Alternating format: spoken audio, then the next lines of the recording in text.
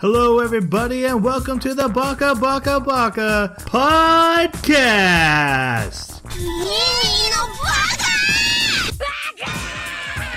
Baka. It's amazing how every time you open your mouth, you prove you're an idiot. Hello, everybody, and welcome to Baka. We are an anime podcast where every 2 weeks we watch an anime. We come together in this podcast and talk about it with the idea that we are a bunch of idiots who can barely get our thoughts off the ground and hoping that you will take the ball and run with it. That is the concept behind us. We're like a book club, but we watch anime. If you've heard us before, you know all that. If you haven't, we also sniffle a lot. We watched the very first season of Overlord, and we are planning to watch the second season next, but we are just discussing the first season of Overlord in this podcast, and to do that, I need the help of my fellow guests. No, you guys are my guests. You're my co-hosts. We're all guests here, apparently. Be my... okay. First off, we have the Jason Voorhees to my Friday the 13th. Jeremy. Oh, yeah, I got that because of the story you told me earlier. Yeah. Also, I love the fact that Jason didn't get to be Jason. I know. That's exactly what I was thinking the moment you said it. So, yeah, I'm doing good. I have been continuing to mod RimWorld, and I have made some significant progress. I've got some enchanting systems built in now, and I'm going to have to buy it. Oh, no. You are. I've literally set aside money like, okay, I've accepted it. It's going to happen. I've got a class system that I've built now. I'm working on birth signs next. Nice. And yeah, it should be pretty cool. I'm getting a lot of help. There's a modder on the... That is important. And I was about to make fun of you for that, but I remember that is a thing in Skyrim, like in Elder Scrolls. Yeah, the way I'm tweaking it is the birth sign's actually going to be your level up system, and you only get one. So it's like you're getting a sliver of the tree that you would get in Skyrim. Nice. So, yeah. All right. We also have the Michael Jackson to my Thriller, Jason. Now you got to do a moonwalk. Nicely done. I do love that this is the one part of the show every other week that is devoted to trolling Jason. Yes. It's not the only part. It's just the best part. The focus. No, I did pretty good. So there were some mods that came out for Skyrim, special edition that I've been waiting 2 years for. And I've been having a blast. It's not a ton different because it is still Skyrim, but the amount of mods I can kind of hammer into it and it not crash is fantastic. And because it's a 64 application instead of a 32-bit application, it runs so much better. Like load doors go so much faster. There's still like a handful that have not been ported over, but I'm having a blast. So what number are you at now? Just out of curiosity. I think I'm 164. Nice. So normally, 163. So I'm up usually over 230 is my normal. Getting close to the cap. Yeah. But yeah, there's just that there's a whole bunch of like I said, a handful of mods that are not ported. So then there's this big load that depend on a bunch of them. So I was trying to be quick, Troy. Much like this anime, I'm glad I got lots of naps in. My name is Troy. I started watching Darling in the Franxx, I believe is how it was pronounced as. That is a lot of innuendo in a very short amount of episodes about sexuality and young love that I haven't seen since Evangelion. And this was even like way more on point. Jeremy, I think you're the one who told me about it once, that the girls get down on their hands and knees and then handles come off of their waist where the boys sit behind them and use that to steer the mech. And the girls fuse with the mech mentally, so they are the mech. Like the mech gets their face and then they become the mech. But then the boy drives them from behind, but the couples have to be compatible and they have to like each other. I am so trying to figure out why you think I told you about this, because I don't remember. I swear you sent us a picture of the butt control console, and it's the girl's Seriously? butt. And I'm there's like a absolutely hologram loving this, off but back. I don't remember it. I'm gonna have to check this anime out because that sounds hysterical. Like in the second episode, the boy gets in with the girl. They're like best friends, but he doesn't really like her, and it very much feels like awkward first timers. But he's trying just to get the mech to work. Really? Yeah. No. The only thing I remember from like anything about this is, wait a second, I recognize those characters. I have seen this. There's another one where a mech falls over, and the girl says to the guy, "Can't you get it up?" And I'm like, "Wow, this is just so on point." And I heard it goes through a lot of different phases and stuff, but the first couple of episodes I was watching my kids, I got really uncomfortable. Let's watch something else. That's what I watched. It sounds so much like the same kind of plot point as Freezing. Yeah. Where the guy has to be compatible with the girl. Yeah.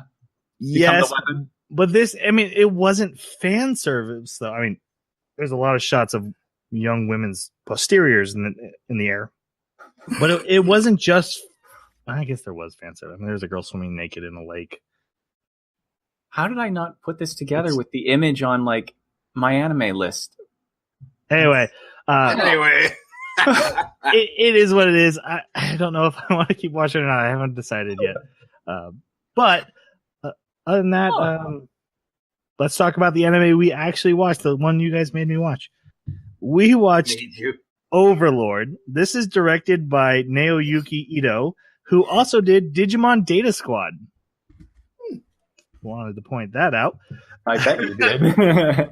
And the studio is Madhouse, who did One Punch Man and a ton of other stuff. So that is the history behind this. And so we're going to go into our non-spoiler reviews. Jeremy picked it, so he's going to go first.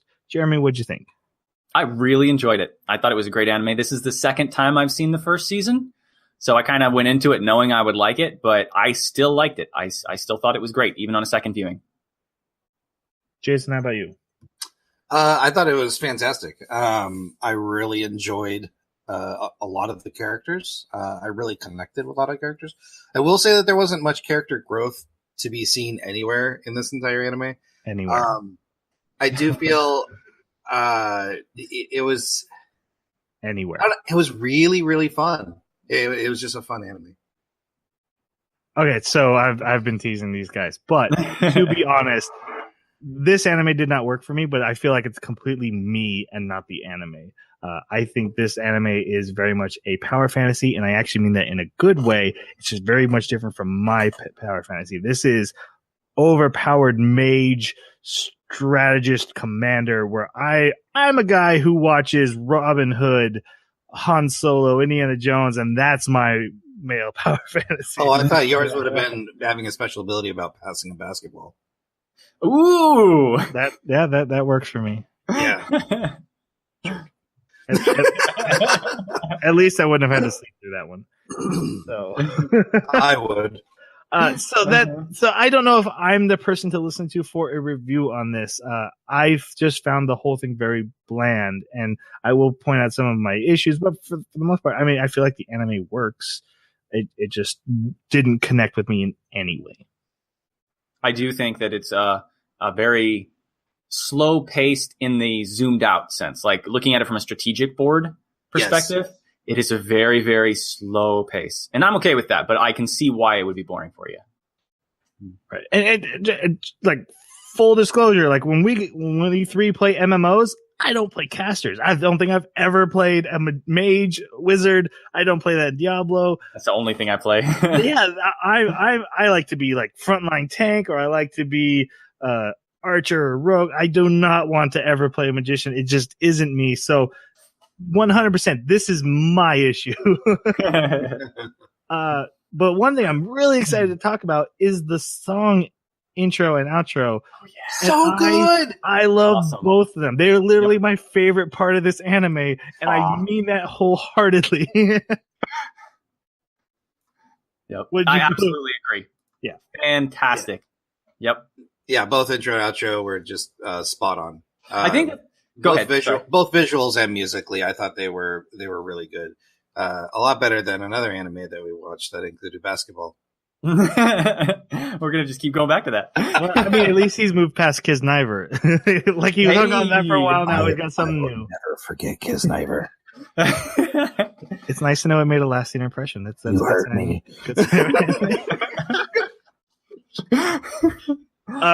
Question: is that the first outro we've had with a curse word like blurted out loud? I think it is. I don't remember any. And honestly, my favorite part of the song was that word.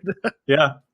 I think for me, what really stuck the landing on the outro was knowing the personality of Albedo and knowing that this song was all about her perspective. Yeah, it was very cool having the intro be his song, very much his song, his point of view, and then the outro is her song, her point of view, and the difference in them. I am going to bring up the songs again in the regular section of this discussion because there is something I wanted to talk about with the intro. But I'm going to save that for later. So let's go to our spoiler section. So this is your spoiler warning. Now we're going to talk about the entire plot of season 1 of Overlord. If you have not seen it and you're planning to, especially based on my glowing reviews, now is the time to turn us off and go do that. We will wait for you. How long till that joke was funny? We should probably just call it tonight. Give him plenty of time. Sony, please don't claim strike us for this. Yeah, right? Should play like a little short snippet of Sony music in the background here. You can get away with like 5 seconds or something. Okay. So before we talk about our first characters, we do have to do the setup. This is classic anime VR game, right? Everyone's inside it, but it's an MMO. But you see from your character's point of view, and we meet the Momonga. Do anyone know his human name? Mm-mm. Okay, we didn't ever see it. Okay. No, in fact, we never zoom out from the game in this entire anime. Right. Mm-hmm. So this game is shutting down after 12 years. 12 years. And he's part of like the most prestigious, well-built guild that's ever come across this game. His group had played this game from the start, and they like sacrificed time in their lives to build this guild. But he's also now the only guild member who still plays. Everyone else has moved on with their lives. And he's like, "Hey, I'm gonna throw a party in the game." No one shows up. He's like, "Screw it! I'm just gonna sit here with all my NPCs until the server's shut down, and I'll go to work in the morning." Time hits, still in the game. Menus disappear. NPCs start talking. And he realizes, oh gosh, this is real. And one of the biggest things is his character is an undead lich skeleton mage. Yeah. And now he is an undead lich skeleton mage instead of a person. This is the character, Momonga, who is going to become Ainz Al Ghul, or he says, just call me Ainz. So I'm going to be calling him Ainz. Mm-hmm. Thoughts on Ainz?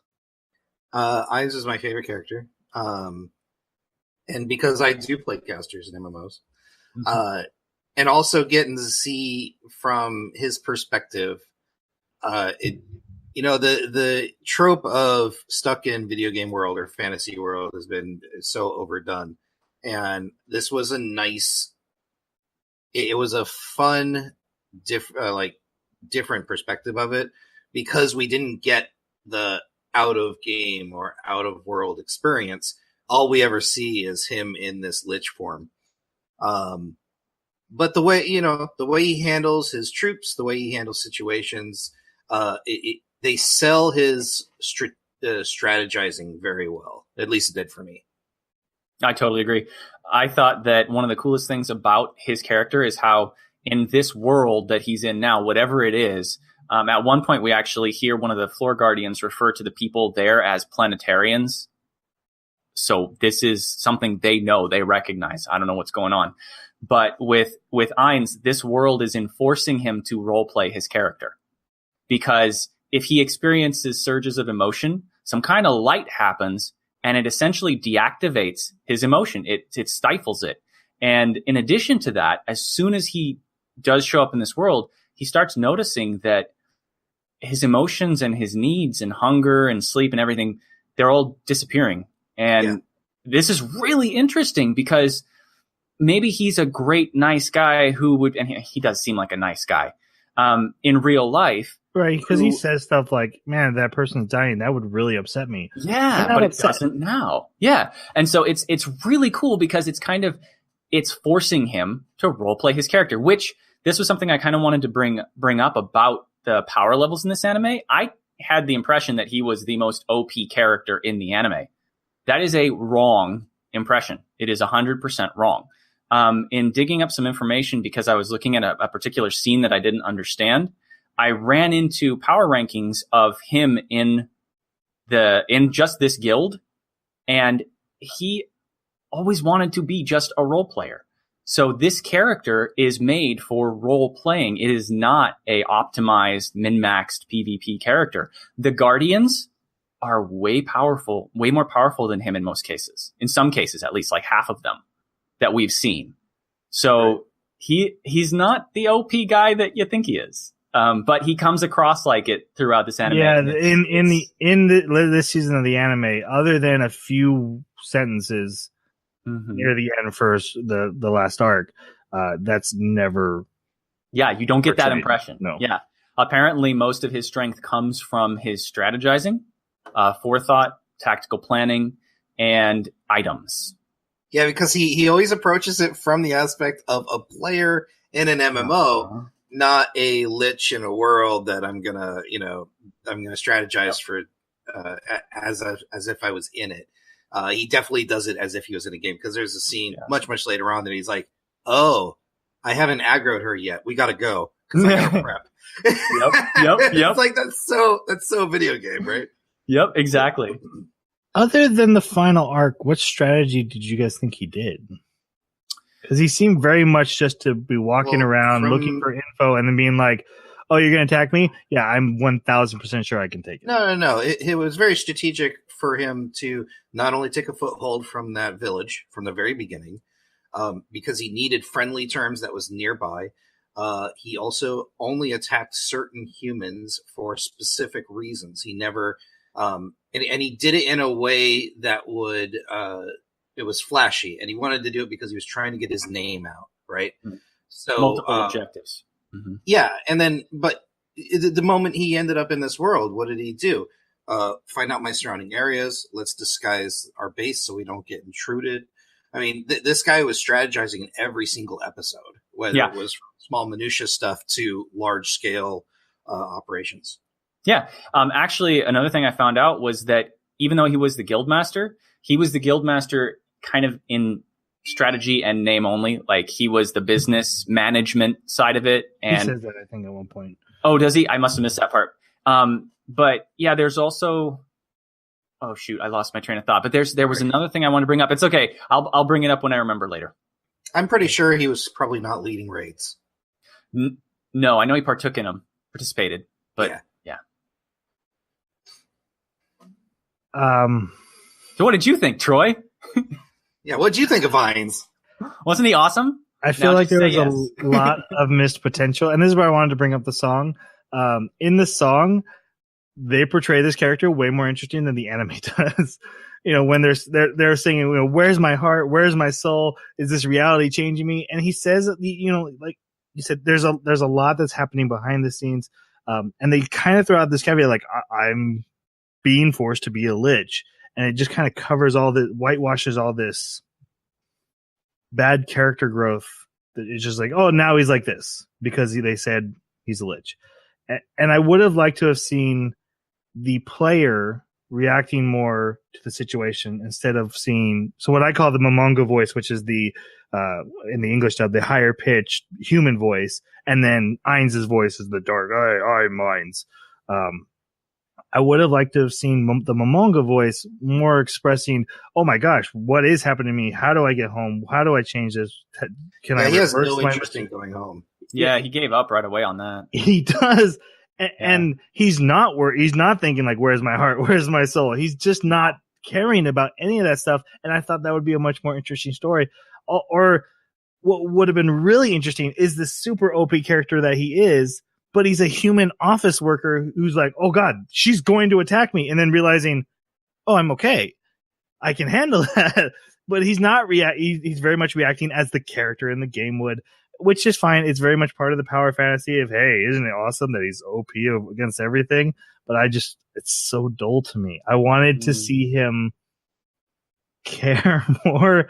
And I get that his strategy of getting information and stuff is very macro, but he didn't seem to have any strategy in the micro battles like against Clementine. He's just very much like, yeah, I'm just going to see what happens, and then I'm sure I got this.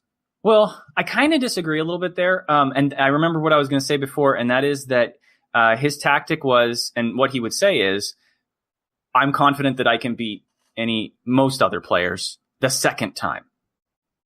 So his tactic was gather data in his first encounter, flee if necessary, then come back prepared to deal with them. So in the case of Clementine, if you watch how he's fighting, he's kind of testing out what she's going to do. He even calls it out several times. Oh, I learned this. I learned that. And it just so happened that she's so far below his level that nothing that she could do was going to affect him. So he could just finish it and wouldn't have to run and come back. But once you kind of understand that that's his way of preparing, is like, I'm going to feel you out until I'm in danger, and then I'm gone, and then I'll come back and kick your butt. Which is very mage, by the way. It is. Yeah. But also, I wanted to say that I don't know if he had been more focused on going home, I wonder if that would have rung more to me like Sword Art Online or more of the really well-known game titles where they actually think about going home and they talk about it and it's there in the background. It was kind of refreshing not to have it there for me. And also, it seems his crusade is to find other players. But okay, that's something I want to complain about. That is something I want to call out. This guy's major tragedy in his life is that his gamer group quit. Yeah. And there's a scene where like one character's like, my sister got kidnapped. Yeah, well, my gamer group quit. Come on, man. that is not. And he gets really upset. They're like, I'm sure you'll find other friends. No, I won't. And then he walks off. I'm like, it's a gamer group. They didn't die. They left to go do jobs. You could still contact them if you really needed to. Well, can he? If he's trapped in this world, they're basically dead to him. Yeah. This is post him being stuck here. He can't get to them. If he can never leave this place, his being upset is that they quit, not that he's stuck in this world. I think that's interpretation. He seems perfectly content to be stuck in this world. His only hope is that they're stuck in this world with him. Right. Which is why he's content, I think. Which is insane, because if you cared about someone, you're not hoping they got stuck in a dangerous situation with you. You're glad they're home safe. Well, I think that's kind of... Yeah, that's taking it to... Which is his major tragedy is he's looking for group. He's LFG. He's LFG. No, he's... Yes, you can look at it that way. You can. Very much how it's presented. But the way he presents it in those situations is he had a group of people that were not only on par, but were longtime friends. Yeah. And yes, they left, but if he's stuck here, he will never be able to contact those people again. He even makes reference to it when Ooze Guy leaves in the first episode. He's like, meet you in IRL. Really? I have no idea. Right. But that's the thing. That was going to happen anyway. The game was shutting down. He was losing contact. Him going to this other world is completely separated from that issue. I think I'm a little more closer to it because I've felt that before. I've had guilds disband and like, well, everyone I mean, in real life, you go to school with friends and then graduate, lose your friends. It's a part of life, and I understand that it's something that he's upset about. But the character says, "My sister has been kidnapped," and he's like, "Yeah, but I lost my friends because they got jobs." Well, I don't know. I don't think you're getting into the spirit of the character and the situation they're in. Like you're holding on to the players. Troy's not wrong. Okay. No, he's not 100% accurate. The way to look at it. But that's because he's not immersed in the story because he doesn't care about it. If you were immersed in the story, you would see it as like these guys died. Jeremy did hit on something. As I'm watching this, I'm always waiting for the Momonga voice. I want to know what the player human version is thinking. And it actually really upset me whenever there's inner monologue and it's the Ainz voice. I'm like, get out of the head. You're the external voice. Get out of the head. This is I for the noticed player's that once. State. it happens, and it happens more. I feel like it happened more often as the anime went on. The Ain's inner monologue voice shows up more and more, while the Momonga inner monologue voice is fading. Momonga's only there when there's emotion. But I think you're spot on, Jeremy. I was thinking 100% through this whole anime, what is the human guy doing in this situation? What is the lich form doing to him? How is he reacting to the situation? And where you guys are seeing Ainz as the main character. I see Ainz as the prison that the main character is trapped inside. Huh. So let me put it another way too. Is it's kind of like we're at the table watching a role playing session. You're curious what's in the player's mind, and we're like, no, we want to role play this. We don't care about the player. It isn't about the player. I want to see what this character does. What would the character do in this situation? I did have the thought. The whole video game setup was literally just a device to get Ainz created. So I can see where how you're seeing that. Yeah, but you're 100% right. I did go through this anime thinking about the player human inside. So when he's upset about his group of friends going, I didn't see it as all my friends have disappeared into another world. It's like, life happens and moves on. And it is sad. I'm not saying it's not sad. You're just not on the scale of his sister getting kidnapped. Actually, one of my favorite things about this anime is like, Lord, touch me, created me. And it's like, wait. The names. The names are so great. It's so MMO. I loved it. Yeah. I'll keep us going. Because I could go all day on that. We meet the head of what they're the Guardians, but they are the NPCs created by the players of this guild to defend it, to serve them.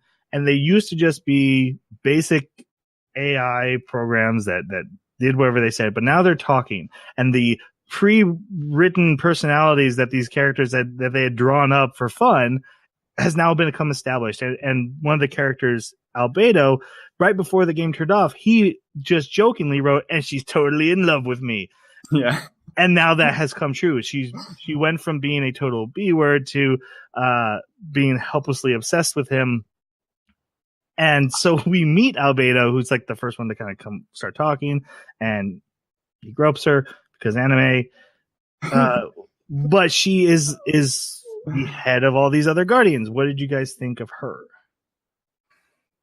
Go ahead, Jeremy, because I'm still trying to formulate that. I think Albedo, to me, is a person who is suffering from a serious clash of mentalities. She is still the character that she originally was. Right, he didn't delete anything. Yeah, all he did was he changed the last sentence. Now, that is not how you make an AI, write AI or make an AI character. So we have to assume that the technology is so advanced that you can just kind of give a general idea of what you want the character to be. I saw it as just I saw it as character descriptions for blank canvas NPCs that they didn't, because they don't talk or interact at all really before the game turns off. As soon as it becomes a game, suddenly that random I didn't flavor you wrote down kicks in. Yeah, I didn't think of it like that. I thought of it more as they were like writing interactions, and it would be text that would come up as a wall when you interact with them, but not voice acting, and that's what shocked him. But you may be right that it may have just been her description box. But in any case, the first line was, "She's pretty on the outside." Yeah. So how is that AI? Well, but that's what right? Right. That's true. You got a point there. But where I'm going on though is the idea that even still, the description is what her original creator made her as. And so for him to come in and change that at the end, considering the attachment that these characters have with their original creators, they treat it like a nobility bloodline, right? So this is something that's very important to them. They're completely and fully aware of it. She's been tampered with by him, and this is screwing her brain up. And so I see her behavior and her actions and her character as having flaws based on somebody kind of reaching in there and kind of scooping and moving things around a little bit. And yet she's still functional, but she's not who she originally was. And she's not really a complete, smooth character that makes sense. She's a mess. And so she's really funny to watch because, she's so completely 100% devoted to both types of character. who she originally was, and also this little thing that he added. And it's just, I think it's hysterical to watch. So she's entertaining. Before I give my opinion, I did want to ask Troy one question, because this kind of applies to literally every other single character in this entire anime. I feel like I'm the worst person to talk to about this thing. Like, if you guys want to just heap praise on it, that's okay. I'm not against that. I like your perspective, actually, because you didn't like it. Yeah, it's curious. For every other single character that did not have a human counterpart inside them, that they were an NPC, did that stick in the back of your brain every single episode? You're like, oh, well, yeah, they're acting like this, but they're an NPC or they're a computer. Every NPC was built on me because they were pre-programmed. That was 1000% what I was gonna say. Okay. Albedo had some really funny moments, and I liked the jokes that she came up with and stuff. And there is one I liked probably more than the others. Noboru, I really enjoyed. But almost every NPC, I'm like, you're not a real personality. You're not a real growing character because you're confined to a description, and I never saw one of them breaking out of that to make them more interesting. So the reason I asked that is, for me, I felt like the very first and second episodes really sold the idea that these were no longer computer programs anymore, and they felt like an anime character from any other anime for me. So what was it that gave that impression? Because I missed it. Well, not only did they start talking, but they also were able to have conversations with each other without him present. They had desires. They had wants. Their main goal was to serve. I would say they all had the exact same wants. Right, but some of them had different ideas of what that meant. So, for instance, there's a point where Albedo is like, hey, we're going to let Ainz do what he thinks is best. And Demarouge was like, no, we need to be with him. And there was... Right, in episode 12. You said first 2 episodes, so I want to hear the first 2 episodes. Other than just the fact that they can talk, what made them feel like actual characters? Well, I didn't know anything about them, so besides that they used to be NPCs and now they're talking and moving on their own accord. Aura and Mare. I thought they were great characters. Not once did I go, oh, they're just NPCs. Yeah, I have to agree with that. That for me, it wasn't an issue of they did this thing that proves they're not NPCs now. It was these characters seem to be reacting and acting in such believable ways that it didn't even occur to me to say, oh, they're still NPCs, even though we're in this new weird situation where other rules are suspended. I'm not trying to sell you on this idea, Troy, because it's subjective.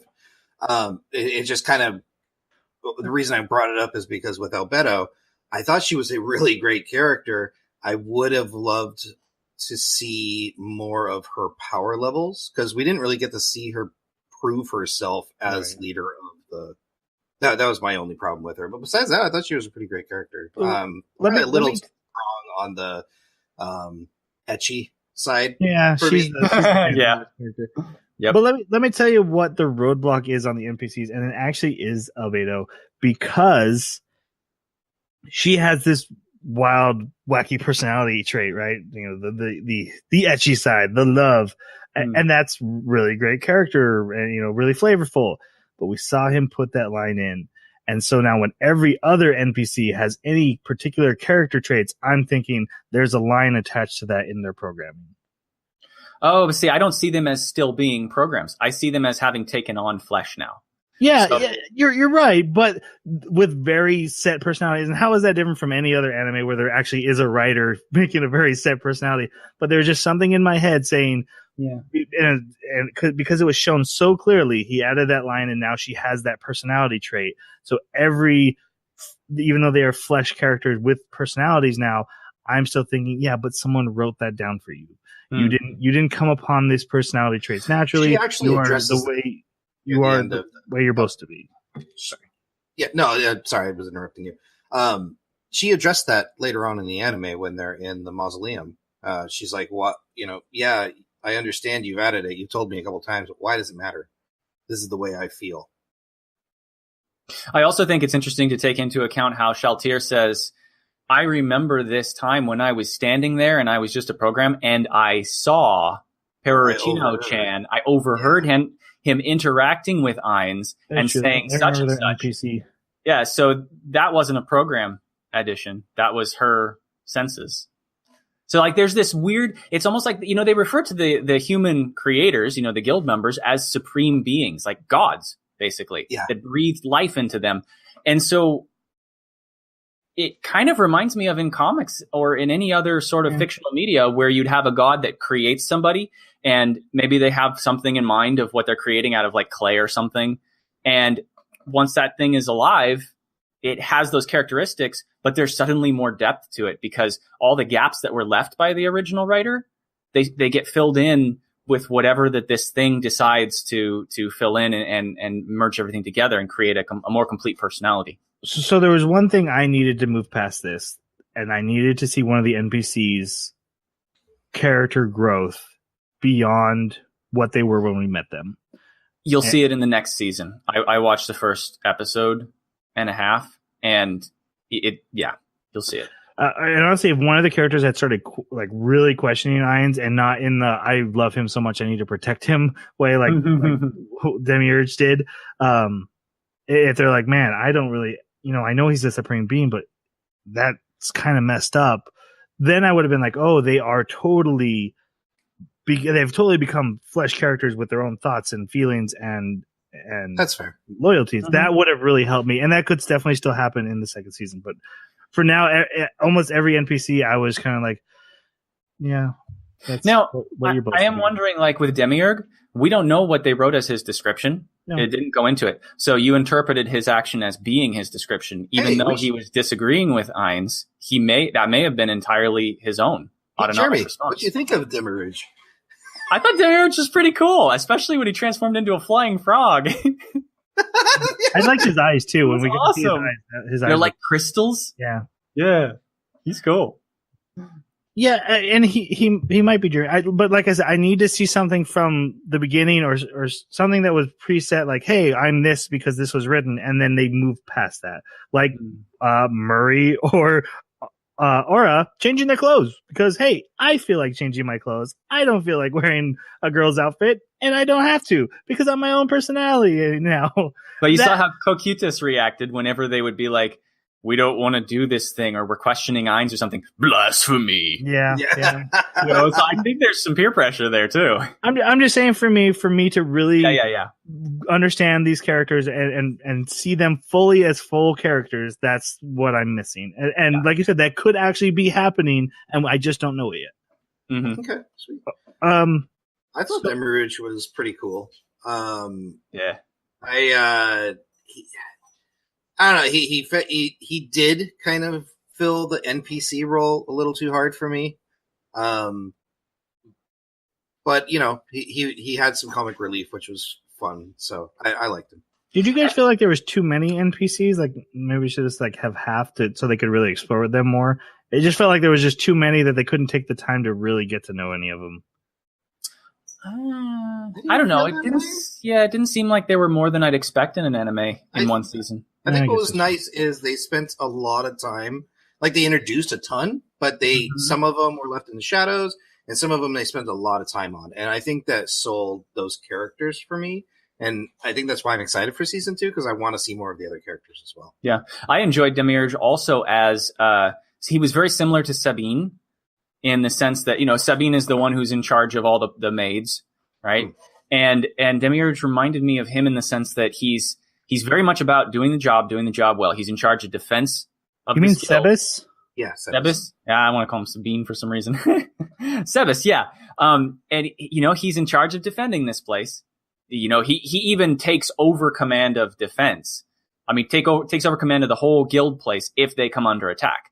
So he has a very important job to fulfill, and his perspective and his behavior suited that role in the same way that I would expect to see a knight or anyone else that's a general in some fictional setting. So he never stood out to me as anything spectacularly different from that role, but it was nice to see him fit the role so well. Right.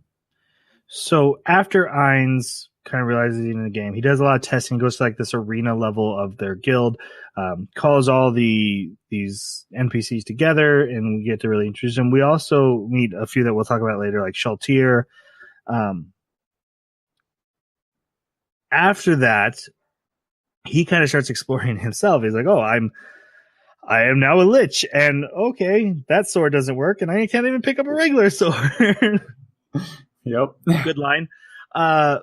He crafts an armor because he has like a magic staff that can break rules. Basically, it's so powerful, and it's every magic twisted together that he can literally rewrite reality in ways. So he creates an armor that lets him bypass his own class restrictions because he finds that they're still in place.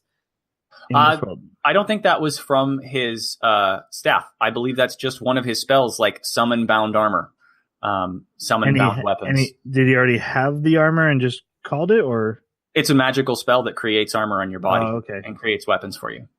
That's why when he took off the helmet when he was flying, it disappeared. Because it's just a summon. Yeah. Okay.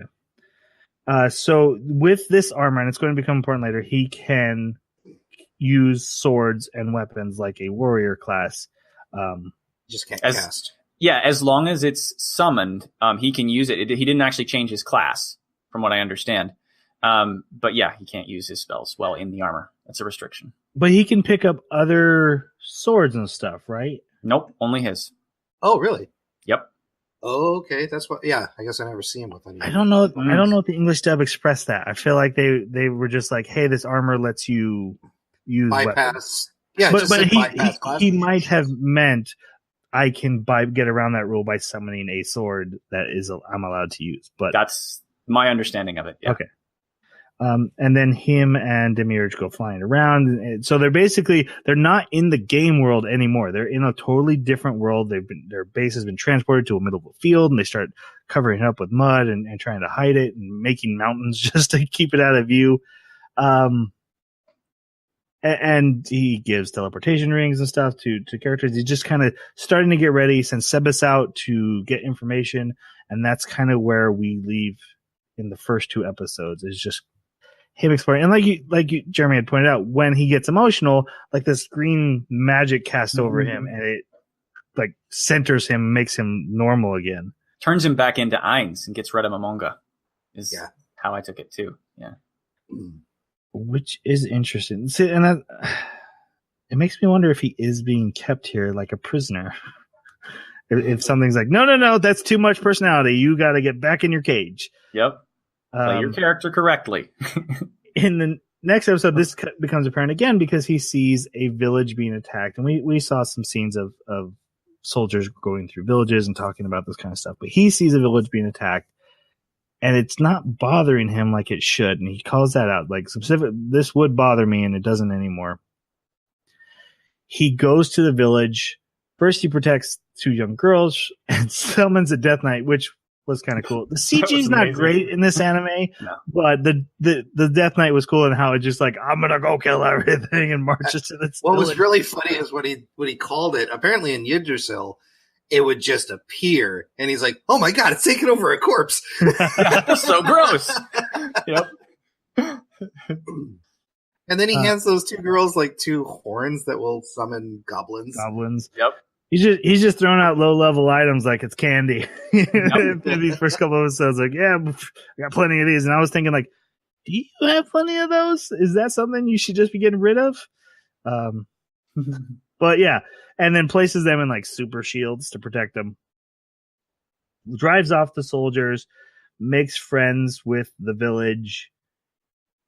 And then we learned the kind of the geography of this land. There's 3 countries, 2 are at war, and then there's like a really religious third country that likes to keep them at war. And we find out later the soldiers attacking were pretending to be from one, but they're actually from the religious one. What was the religious one called? I feel like that's the important one. Slain Theocracy. The Slain Theocracy, right. Do you guys think those are players? No. It didn't feel like it because it felt like a collective. Now, it'd be interesting if the Slain Theocracy, because a theocracy is obviously a god-driven government. It'd be interesting if the god was a player.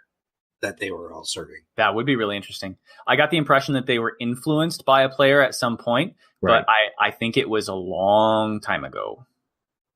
Okay, that makes sense. Another group of soldiers arise, but these are good guys, and it's General Gazes, who I feel is going to play a bigger part in part 2 than in part 1, because they definitely set him up with some story, but they don't really follow through in this season. Mm-hmm. So I left him off not to talk about it, and hopefully we get back to him next time.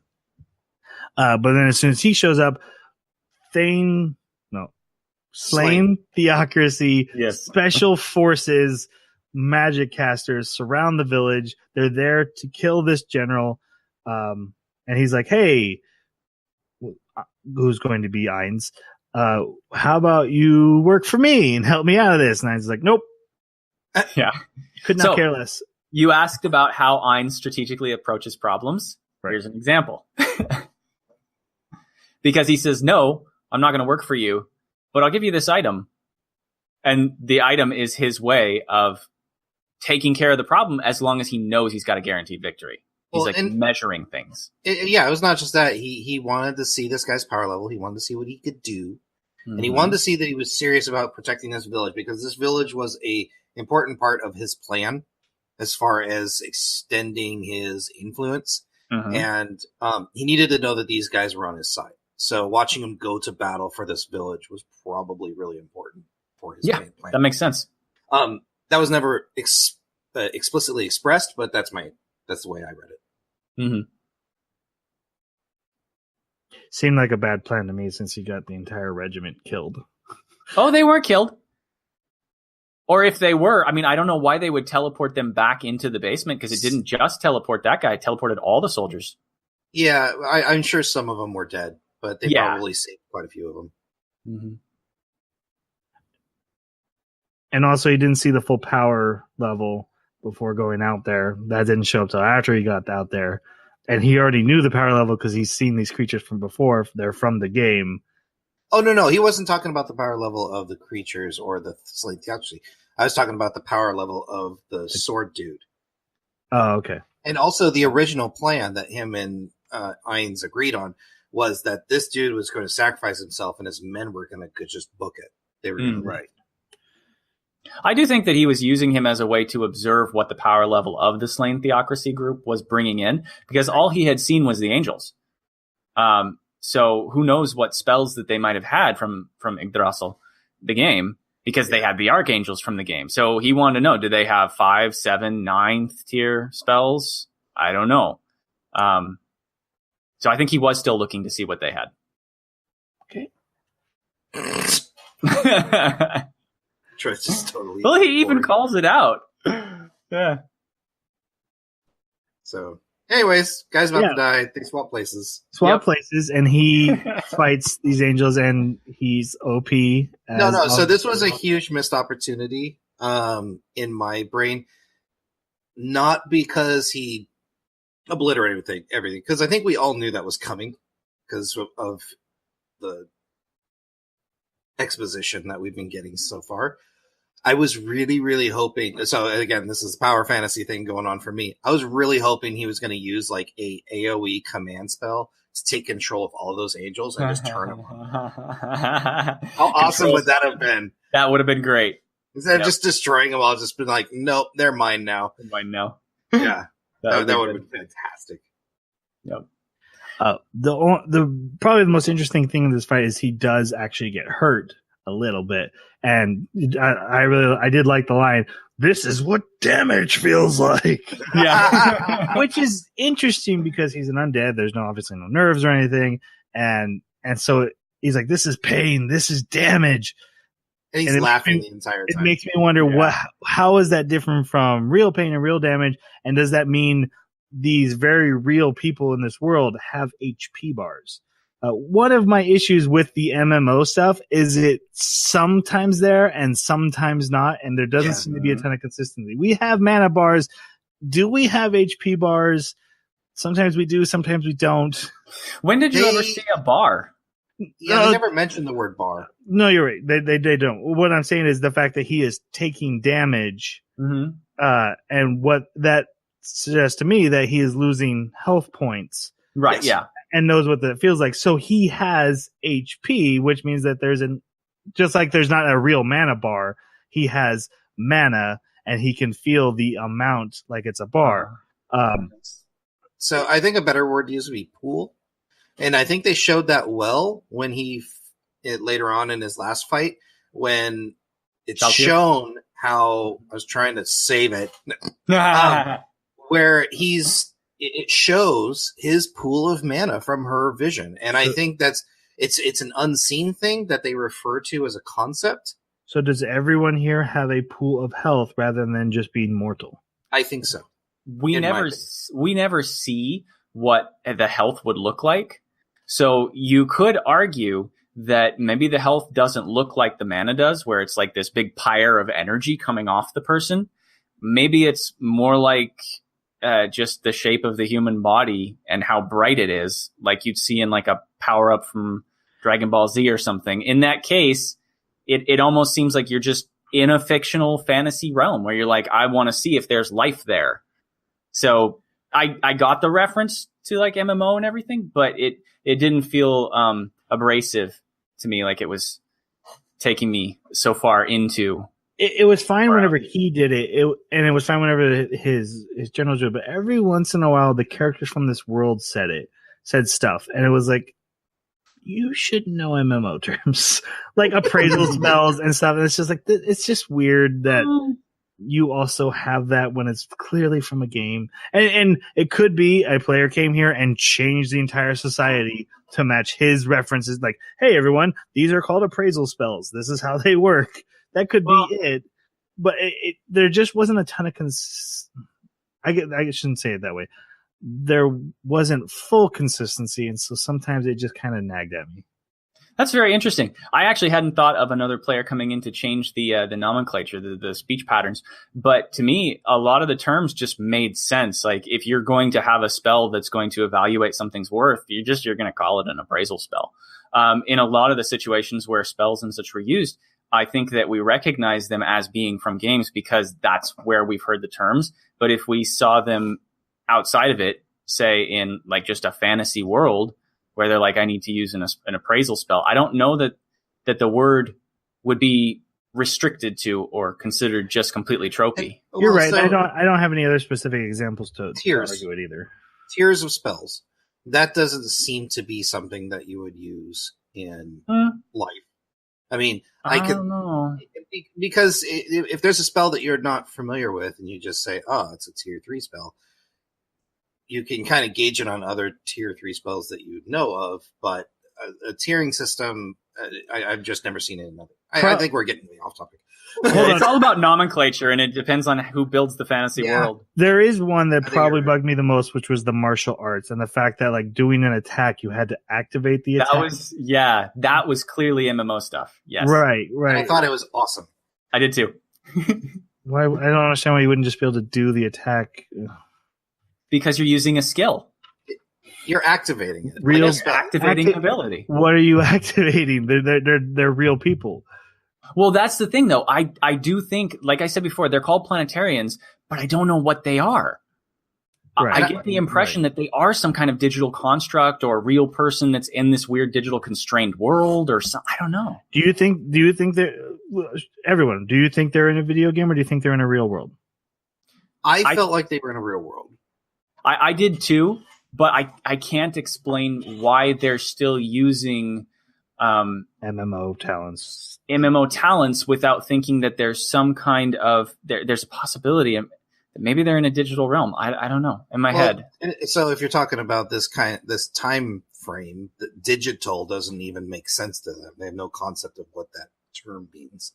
So if you're grown up and you're trained that, oh, you have this latent skill, in order to activate it, you must say these words.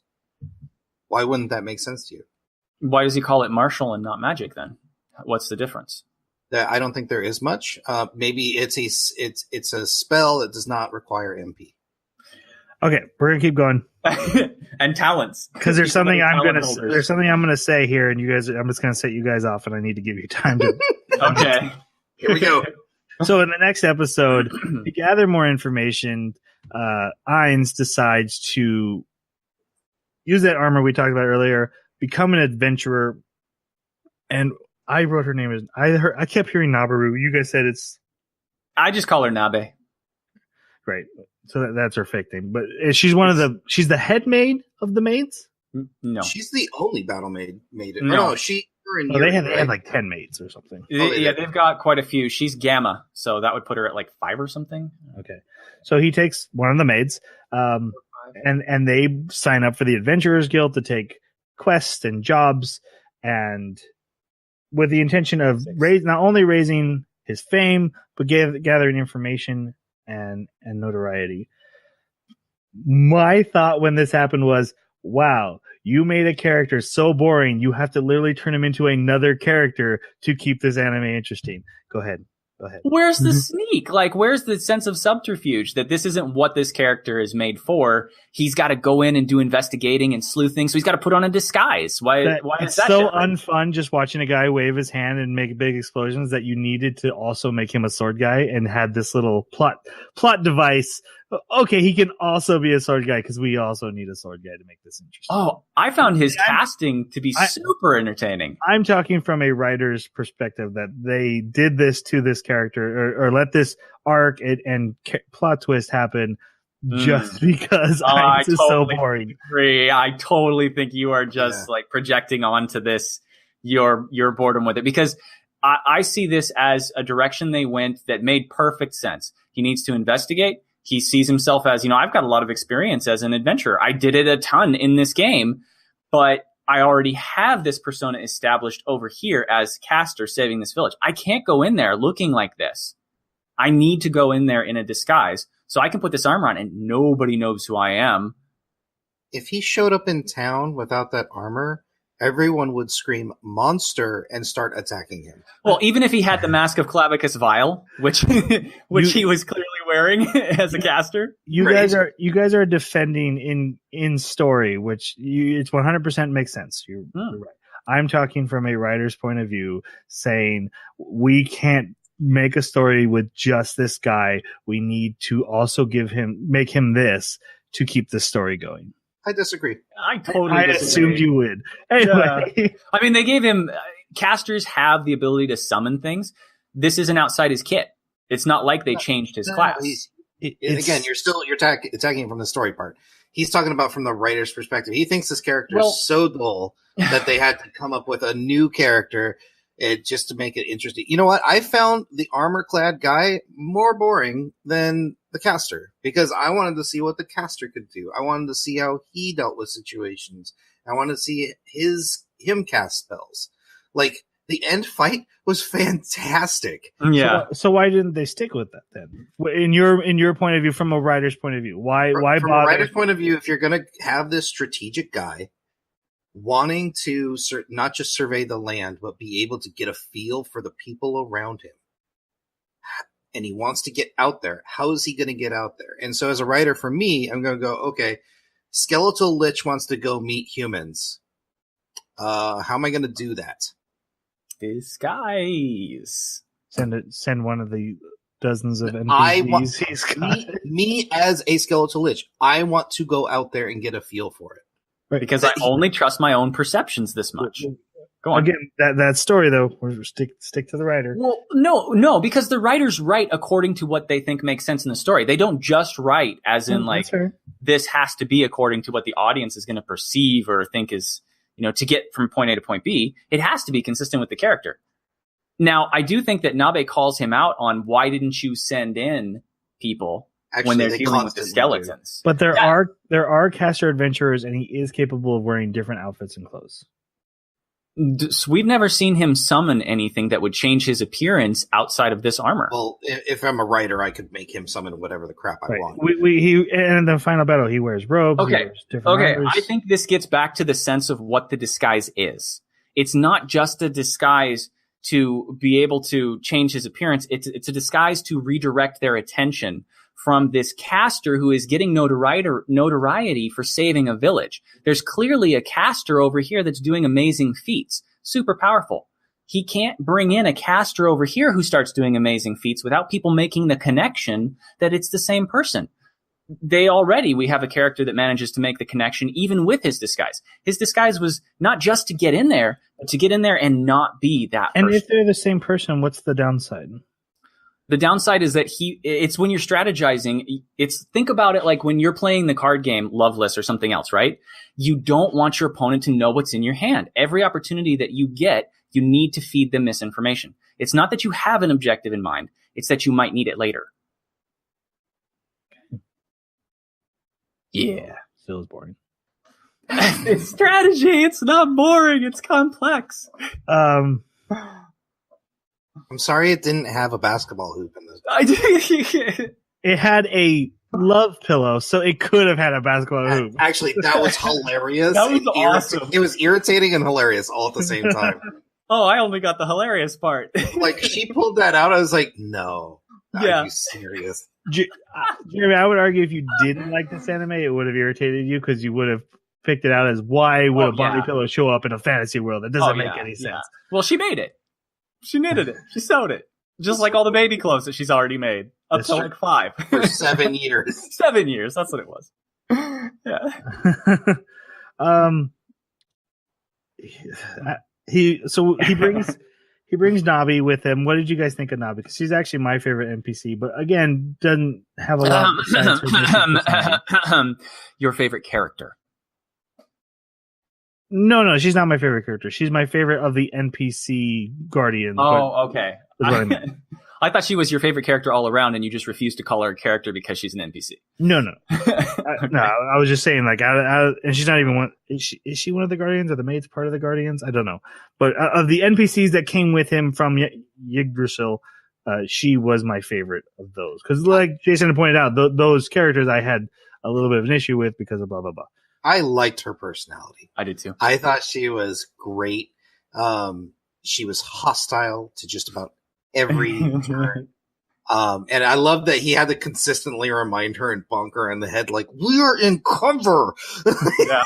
Yes. But loves the cover too. It's great. Right. And I loved her. See what they did for her with her fighting, like her battles and her fights. I wish they would have done for Albedo. Because it helped me attach more to Nabi than I did Albedo. There was a couple times I'm like, they almost could have just used Albedo for this role and really fleshed her out more because I like Nabi so much. And their base personality, without the love part, kind of feels similar. Yeah. And I thought watching her battle was great. I loved her personality. I love the way she kept rejecting the dude from the Swords of Darkness. Yeah. And like he was like, oh, it hurts so good. I love you so much. She's just like, die. And she consistently uses the same genre of insults, like die flea, die red tick, die beetle. Like it's really endearing when she's consistent about how she insults. I shipped it. Oh, man. Did your shit? Oh, I bet you were sad. That's then. what I was like. That's actually one of the reasons I was latching on to her. I'm like, man, if they give her a love interest and show her NPC growing and actually feeling affection for a human and like her, because it's very clear that the Guardians and NPCs feel very poorly about human beings. They do not like them, especially humans versus Inhumans, right? Yeah, it should be noted that this guild, one of the requirements is that you are inhuman. Inhuman, you're right.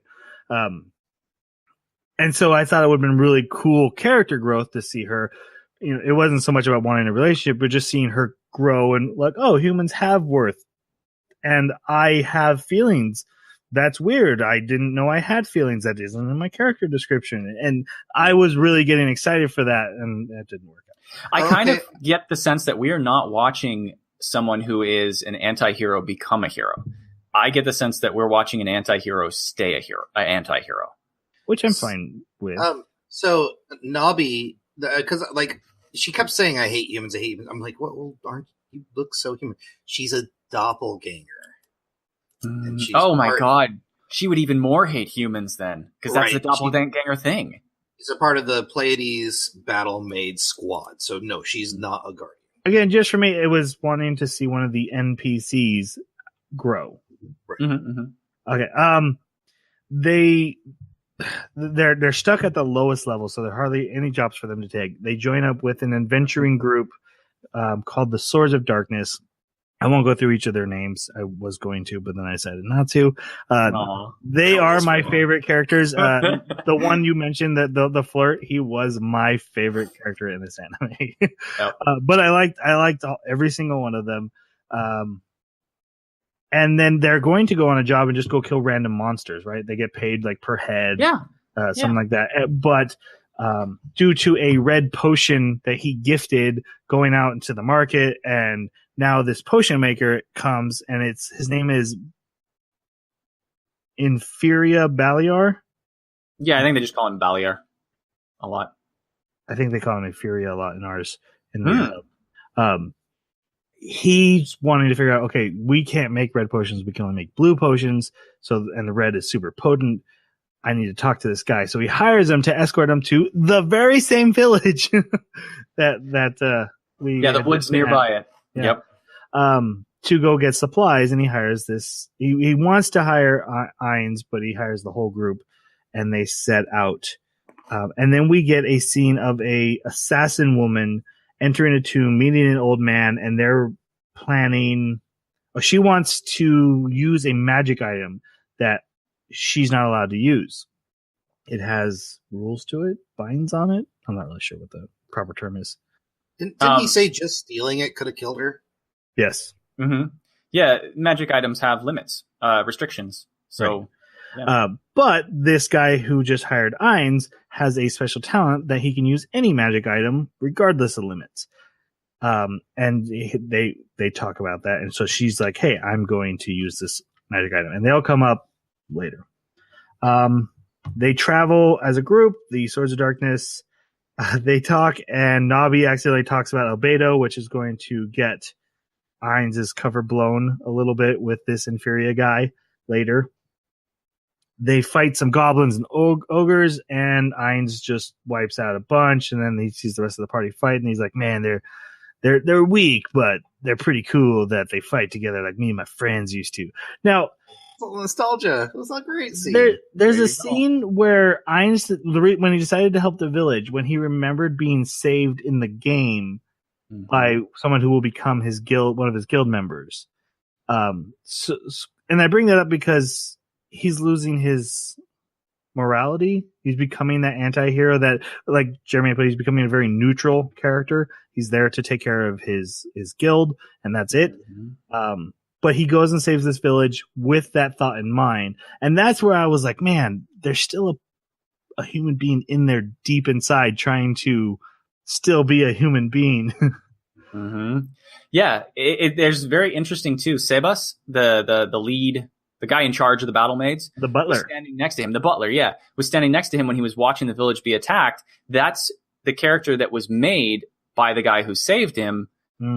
And they have very similar personalities. And so I think it's very interesting that his nostalgia is perked again here when he's seeing them fight together. And then it's immediately after that. It's that night when she says something and he gets upset. So I think that I think it's tied into this nostalgia. Yeah. But he's not emotional. Oh, he does get emotional. And it keeps having to knock him down. So it's not that he's not. It's that whenever it happens, he gets slapped and told to stop it. Yeah. Still dumb. Sebas was created by Lord Touch Me. Lord Touch Me. Also, so Sebas's voice actor was King Bradley in Fullmetal Alchemist. And anytime I hear that man's voice, I start trembling a little bit. So I actually kind of like Sebas. His voice is just so cool.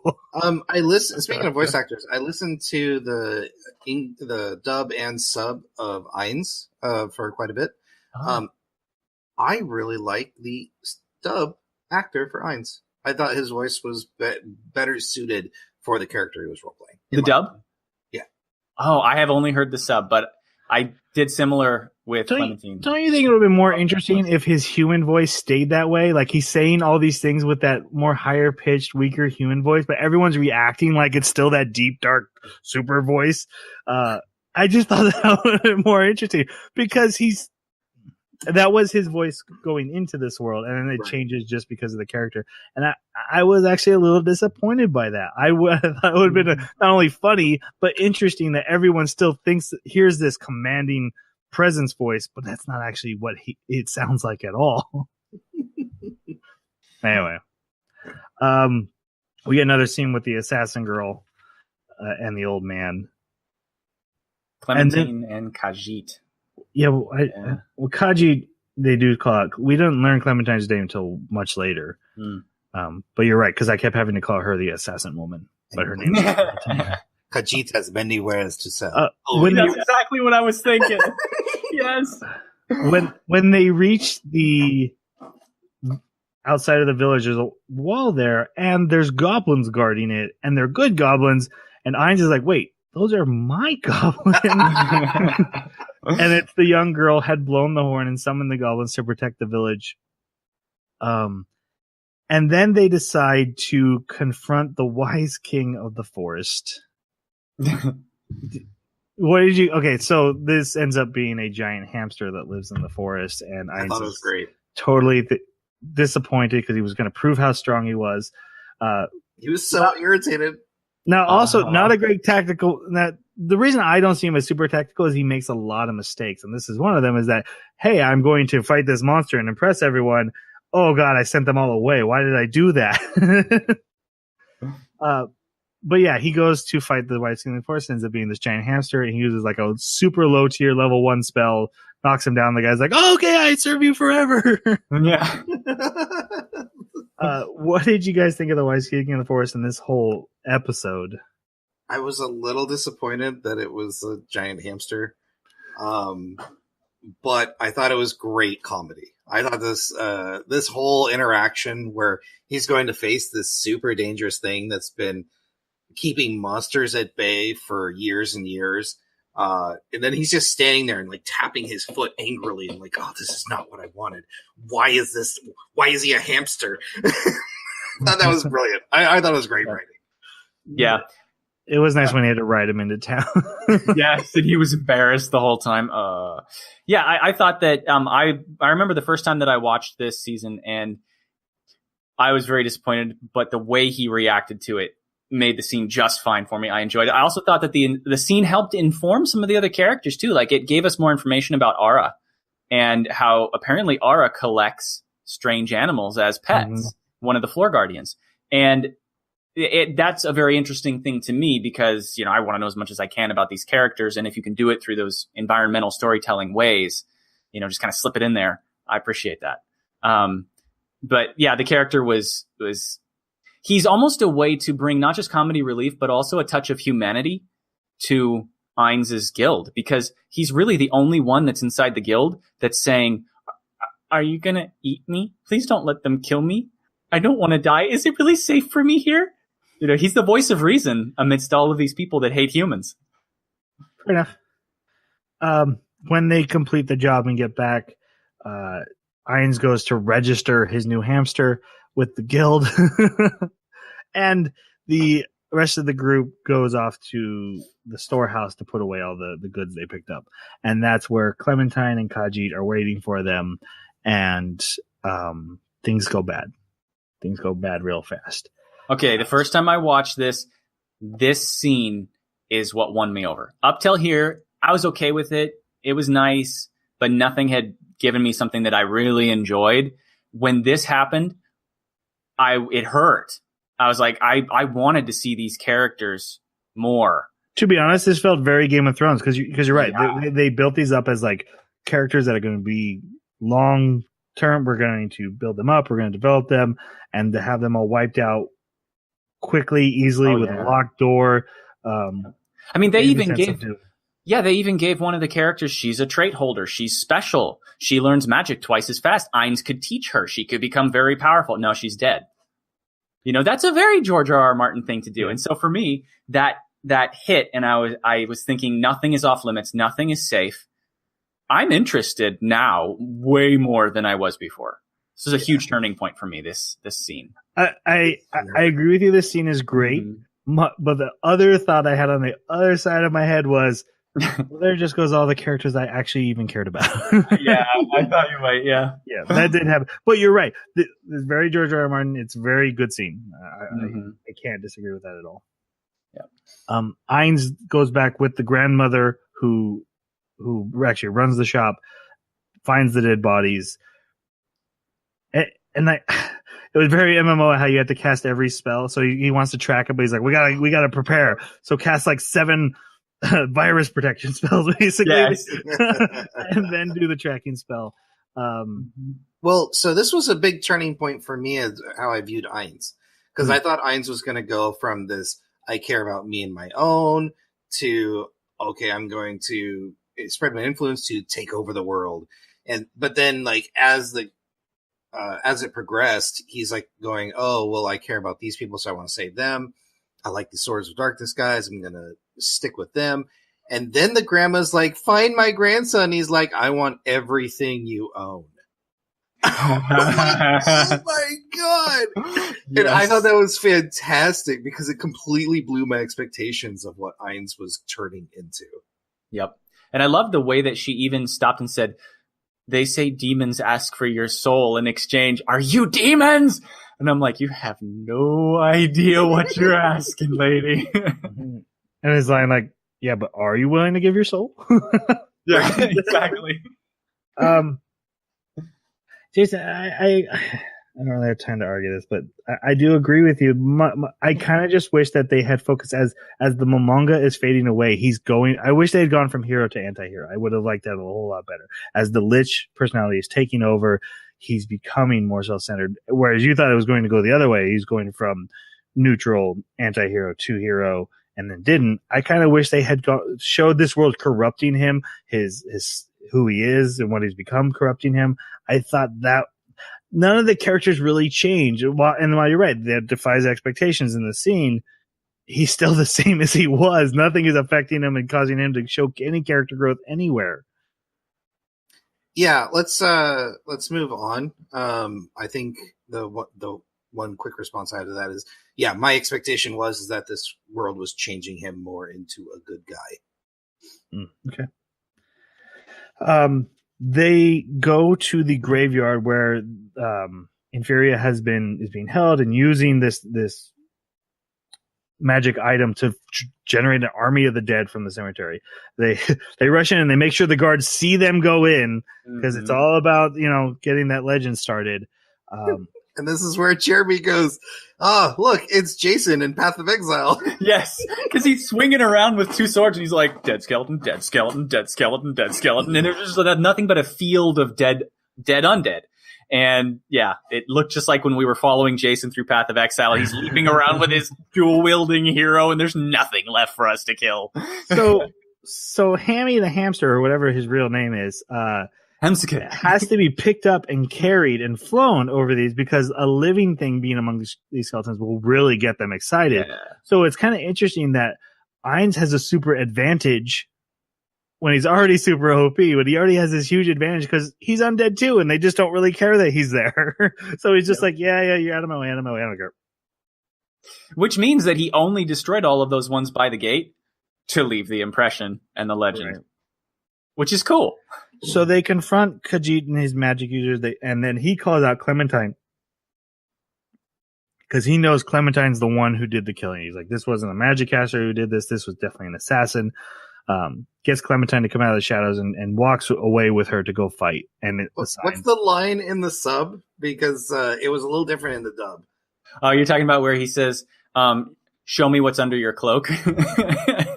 No, okay. Basically he's like, in the dub, he's just like, hey, we need to go battle over here. Oh God, yes, that was a great line too. I gotta look it up. I don't remember. Oh, okay. But it was a good line. I think I posted it. Yeah, you did. I'm just trying to remember what it was, but anyways.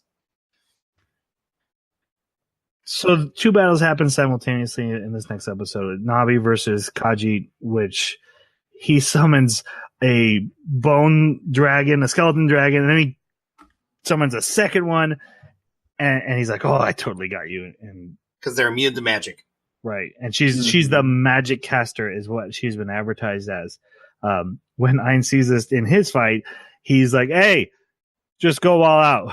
Basically, the equivalent of he tells her, unleash the power of the guild. And she changes into her battle maid outfit and uses her top tier level magic and just wipes out this old man. So just a tiny bit of context. Most people don't know that there's a tier beyond tier 3 in this world. And the few people that do know that there is only know about like tier 5. And she's like, oh no, this is a tier 7. And also, because you guys don't know about tier 7, magic immunity only applies to like 6 and below. So just let you know. And it's not magic immunity, like she calls out, it's magic resistance, and that is 6 and below. Magic immunity would work better. Right. And so she lightning Kamehamehas the guy and the dragons in one blast, wipes them out. Mm-hmm. In Ainz's battle, we kind of already talked about how he's kind of just lazily about the fight, like swinging at her, but not trying too hard, watching her dodge, and she's very fast. She's unable to hit her. And eventually she comes in, stabs him in the eyes through his armor because she realizes his armor's too tough, stabs him in the eyes with his armor, sets him on fire. And he's like, hey, I've never seen this spell before. Yeah. I didn't think you could do this. Now, did this damage him? Because we find out later fire is a weakness. I don't think so. I don't think it damaged him at all. Is it just not powerful enough? No. She's like one of the top 6 fighters in the world. Right, but you got to remember the level of spell that she's using, because she was not really using a spell. It's like an enchantment on a weapon. And because it's such a low level, it's like when you try and hit a high level boss with a low level spell, they resist it. Mm-hmm. So when she does this and stabs him, thinking that I got you, because you couldn't get past the armor, he wraps his arms around her and just one. I love that it was only one is all it took. Removes his helmet to show, I'm just a skeleton. And there's knives in my eye sockets. I don't really care. And then slowly crushes her to death. Very slowly, very painfully. And she starts biting and kicking and punching. Like literally, like her face is like falling apart because she's smashing herself into him, doing whatever he can until he kills her. I did like the line because at first she's like, "Are you so mad? I killed your friends." He's like, "You did what you had to do, and it'd be hypocritical of me to judge you for that." And then when he's killing her, he's like, "Just so you know, I am a hypocrite." Yeah, and I like that because that was like, oh, there is still a person inside. That's where I see, like, to your point earlier about where his character is going. I see him as a character that hasn't solidified. He is like bouncing back and forth and kind of fighting between the player versus the character and being forced into being the character more than the player by some unseen force. So, I like that. I just want it shown more. I want to play that more. I want the like Ainz and Momonga like yelling at each other like, no, we need to do the right thing. We are here to protect the guild or something. Don't worry about it. I'm not need to kill the Baggins. The Baggins is our friend. Exactly. And then he's able to save Infuria and complete the job, as he says it. And then we move on to our next arc. But I should ask, what did you guys think of Clementine or Khajiit?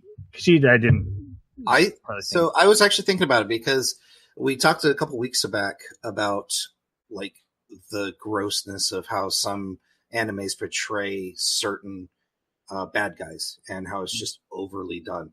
I think Clementine was brilliantly written because we know that she not only is she a mass murderer, but she's an easily hateable character, but without overdoing the, we see a lot of her crazy, but we don't see a lot of her violence. And I think that was well shot, like from a camera's perspective. And because of that, not only was I able to enjoy watching her combat, but I was able to have that I like to hate you kind of feeling. So, but I thought her character was great for a bad guy. I thought she was a great bad guy. I love what the voice actors did for Clementine's voice. So good. How they have like this crazy tremble. Insanity. Yeah, it's so good. It's so convincing. And also the fact that Clementine killed one of the Swords of Darkness that we always thought was a boy, but it turns out it was a girl in disguise. And that bothered Ainz too. And it was interesting to see that counterplay back and forth where, you know, she even called that out. Like, wasn't it interesting that one of them was a girl? Yeah. And he even called out that, yeah, you actually took your time killing her, whereas you killed the others immediately. Well, right. Because she turned the others into undead. I forgot to mention that. They're undead when he walks in. He has to kill them, except for what turns out to be the girl. Which he didn't hesitate at all, by the way. No, he just killed him instantly. Actually, it's interesting. You said that about like what she was saying in their dialogue when they were going to fight, because she's like, "Oh, aren't you gonna like tell me how upset you are that I killed your friends? Because if you don't, I'm not gonna get hard." I was like, "Oh my gosh, yes. Did you really just say that? You are sadistic." Yeah, and what he had said was, "Let's go fight to the death over here." Oh, that's that's all it was.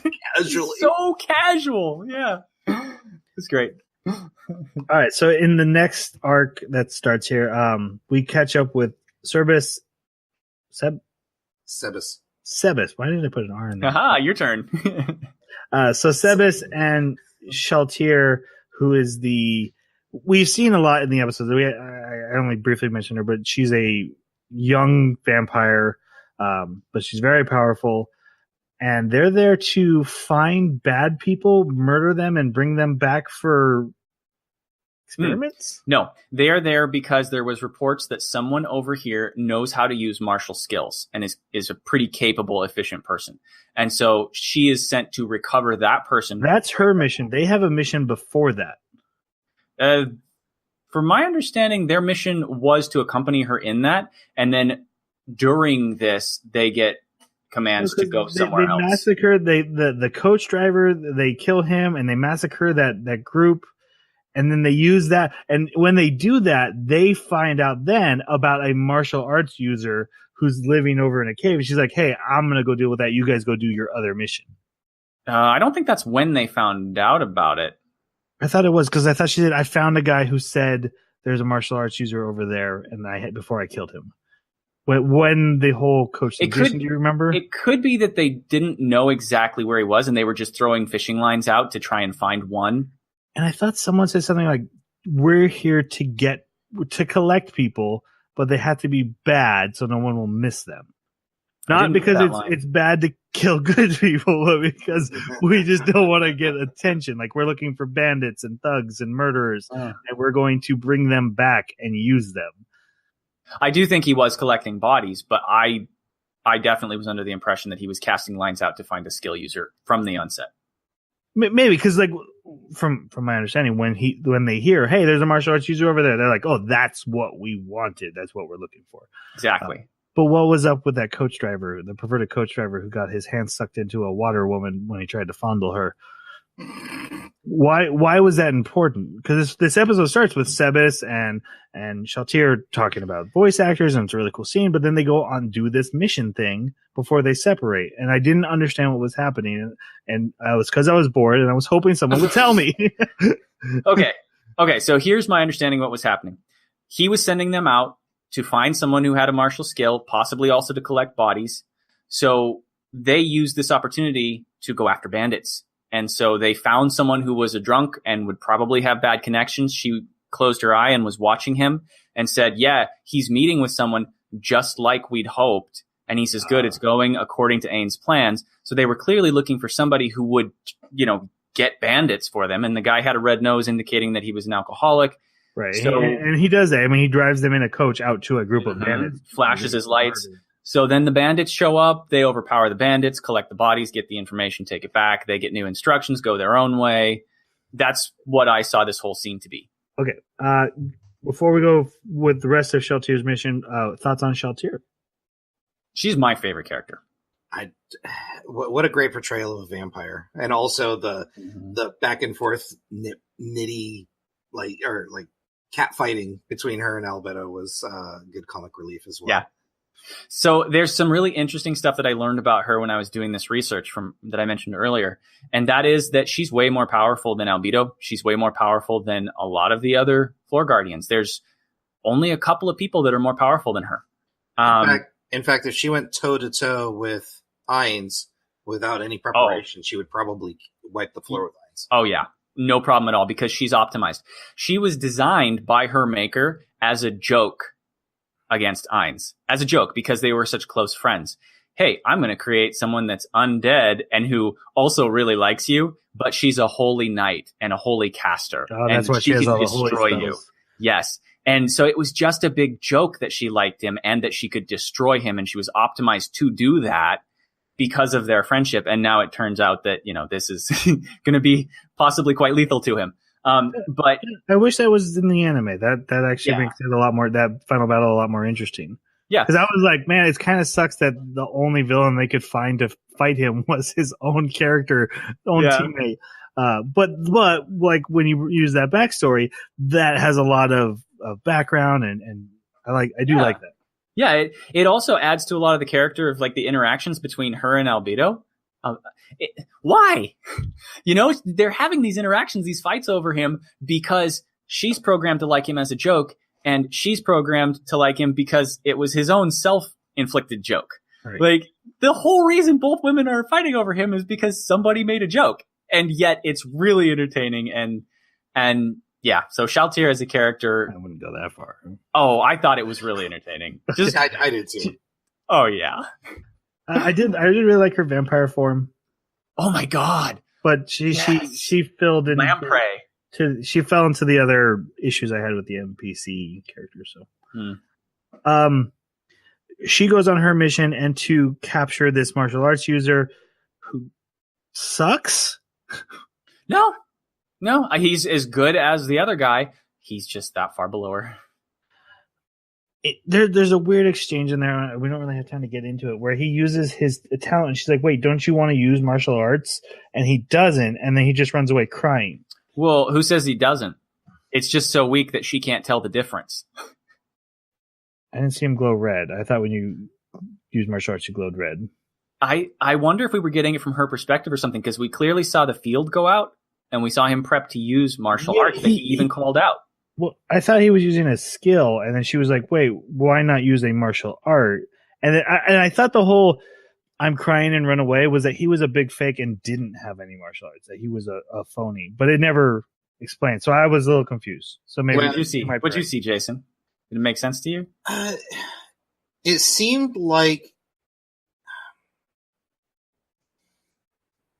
So the difference between what he did and what the sword guy from the beginning did and what Clementine did, I don't think Clementine was using...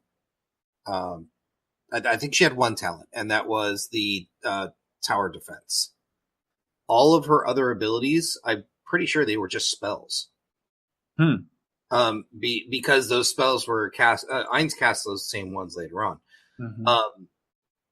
I think the other abilities don't particularly have flashy stuff. I think they, like, for instance, when the sword guy does his ability, you don't see him glow or anything. He just has a really cool, flashy moment where the sword kind of slashes through a bunch of stuff and stuff explodes, right? So I think it's different per ability. Okay. After he runs away, she kind of goes on a murder spree, turns into her vampire form, which I really liked. I really liked the drawing of like the round leech mouth. Oh man, which was creepy. Good. He gets away because adventurers show up to fight her. They were coming to attack the bandits. They come and they start fighting her. And one of them is the woman Ainz ran into when he first joined the adventuring guild, gave her a red potion, and Shaltir enslaves her. They capture this woman and make her part of the group. Because she, in the last episode, she's in the village like, my master Ainz is happy to accept you. That's her. Wait, what? Yeah. The woman he gave the red potion to, who then runs into Shaltir here. The one with the, like, kind of short Yeah, hair. but when did you see her in a village? Later. She's in a maid outfit. No, that girl had ponytails. That was one of the maids. That was not her. She had braids. She had the red hair. It's the red hair girl. Because I don't think so. Shaltir even tells her vampire familiars, go get her. Then why did Shaltir say two people got away? She's talking about the ranger and the girl. No, she killed all the ones in that party except for that girl because she had the red potion. She's like, wait, you met Ainz. Yeah. Go get her. And Okay, then but- she attacks the other group, and I don't... Okay, but hang on. Because what she said is she stops the girl because the girl breaks the potion and it hurts her. She uses her eyes to get mind control of her. And she says, was there anyone else or whatever? And she says, yes, there was a ranger that was keeping track in case something went wrong in that forest. And she goes, oh no, they're going to get away. And then she leaps up there and her household, she calls her household. Some other things happen. Things die. And she goes, oh no, Ainz is going to be so mad at me if I let two of them escape. Oh, she was talking about the ranger and the martial arts guy. That's who she was talking about. That's the two. I don't think that was her. I have to double check that. Okay, so she loses the will to be an adventurer anymore. Her name's Brita, and she decides that she's going to live in Karn Village, and as the leader of the Vigilance Committee, and she's training as a ranger. So she might not have been the maid lady, or she may have been. I'm not sure, but she's definitely living there now. Yeah, because we saw the other maid. We saw Nabe smile and be like, yeah, left in charge of you, handing over charge to you. And they spoke as if they were familiar. So I assumed it was one of the maids. I wonder if we looked at the 5 maids, if we'd recognize her. But yeah, they definitely captured her. Well, I don't know. If they captured her, would she have the choice to be able to say, I'm not going to be an adventurer, I'm going to go live in Karn Village? There is a red-haired maid. Jeremy's right about that. So, anyway, we'll have to move it on. Come back to it for season 2. Yeah. Season 2. She attacks another group of adventurers who are much stronger, and we see her kill a bunch, and then it ends, and we don't see how that resolves, and we find out later it did not resolve great for her. Because she doesn't come back. And there's a status list that says I don't know what it said because it's in Japanese. So her name was in red, basically meaning that she was mind controlled. She's aggressive. Mm-hmm. Right. Oh, okay. It was marking her as an enemy. But basically. Well, not particularly. So there's a difference between when someone's on your roster and they're now hostile. So yeah, but not particularly enemy. I guess it's semantics at that point. Move on. Yeah, in the third in the sub, they just called it that she's under control of a third party. Yeah. Ainz is called back to the Adventurers Guild, and they're asking him and a couple other adventurers to deal with this. He's like, "I'll just take care of it. Don't worry about it. I've fought this one before. I got this." Another adventurer insists on coming along, and do they murder him? Yes. Okay. And all of his team. Yes. All right. Because I was like, oh, they tied him up, and then I thought that they definitely implied him. Yeah, he warned him. He said, "You will die if you come with me. You will die." Then they go to see Shaltir, and she's in kind of a standby mode, basically. And that's when he realizes, hey, she hasn't been triggered yet. They go back. He goes to the vault mausoleum with his world tier weapons because he wasn't able to use a magic item that should have been able to break the spell and didn't get her back. He's like, they had to have used a world class item. I have 20 of those back home. He goes to the vault, pulls out 3 with the help of Pandora actor. I love this. This was the scene I loved. I forgot about this scene. Who is an NPC that he created, and it's just really stupid. Oh, it's so funny. Yep. Right. This actually was funny because, we've met all these really cool NPC characters, and we come across just this really blank face, totally acting weird guy, and he's so embarrassed. Super awkward. Everyone knows he made him. And he's like, "Oh my god, no, don't salute so much. Why are you saluting so much? That's not what you need to do. Don't talk in German." Yes, exactly. He's like, I mean, the outfit is still working, but the saluting is going too far. Yep. Then he says something in German. He's like, "Never speak in German again." Yes. So funny. What's funny about this is the Momonga definitely comes through here a lot. Like the green is going womp womp womp, trying to calm him down.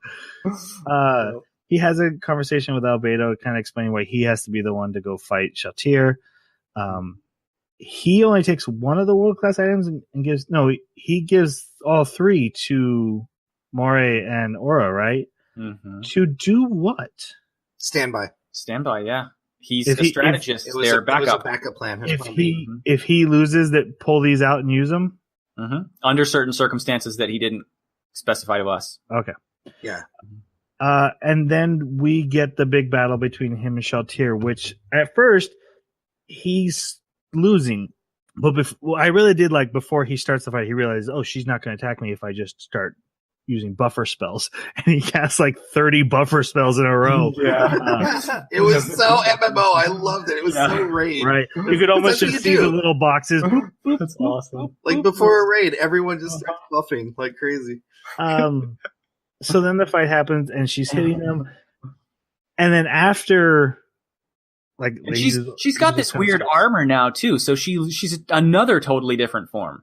Right. She's taller. She's got this weird red armor with wings. She's got this lance that every time she does physical damage with it heals her. And we see her strategy too. Like, okay, he's an MP user. His magic is more powerful than me, but if I can drain his MP, he can't defeat me in a physical combat. So I just need to wait him out. He's hitting her, and she keeps having all these different skills that, undo everything he's done. And he's, oh my God, I'm so surprised you have that skill. And she's using his weakness abilities against him, and she hits him with a fire, and he's like, yeah, that doesn't matter. She hits him with holy power, and he's like, oh my God, that hurts so bad. When we get to the second half of this fight, he reveals, yeah, I've been lying the whole time. I know every single talent you got. I buffed against holy damage. Fire really did hurt, though.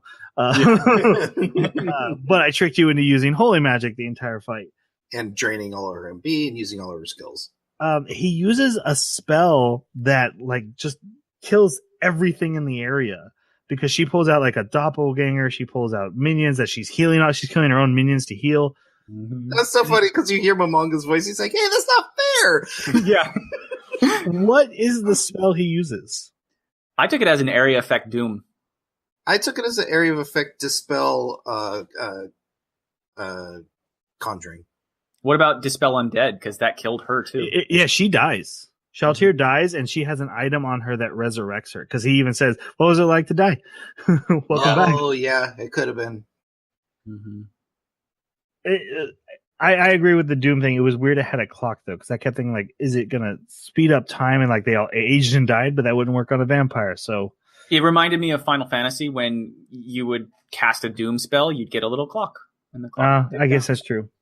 And then his timer goes off that he set on his kitty watch or whatever that is. He has a little watch, and he points out like, yeah, everything that happened in this fight was to plan. We were exactly at the point I wanted this fight to be at. And he starts pulling out all these items from his other guild members after using a magic spell to change his class to warrior, and he uses all these super magic items that his guild had always used, and because he's using them randomly, she can't counter, and he beats her up and then gets her to a point where, hey, yeah, you're not near dead, but I have your HP low enough that this one final spell will kill you. And she goes to counterattack him, and the eyeball shows up, and she stops, and it doesn't explain what that eyeball is, and I was like, what is that? That's what I was digging up, and I don't know what it is. And I was like, what is that? Yep. That was the very moment I was like, I am sold on season 2. Yep. I have a theory. Maybe it has something to do with Ara. Maybe Ara helped somehow, because the next shot, it shows Ara and she's breathing out that same air that she breathed out when she got the king of the forest, the hamster, to come out running like a crazed maniac after Momonga. Yeah. Maybe almost like a taunt spell that she has, a taunt ability. And she did have the world class item, but we don't know what it does. So she could have somehow. And a teleport ring? But the world class items are one use items, right? Yeah. Are they though? Because I mean, I know that like that the rings were, some things were. Yeah. But I don't know. I did like how he broke the stick and he got this enormous axe that was so impractically huge. Only an MMO. Right? The pink fist glove. That was awesome. Like, was that from a different game? What is that? That's a Terra item. Yes. He goes back to the guild. They pull out the amount of gold it takes to resurrect someone. 5 billion? Yeah.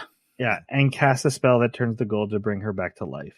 I kind of have an issue with this because she has no memory of being changed, which makes sense for the mystery of the story.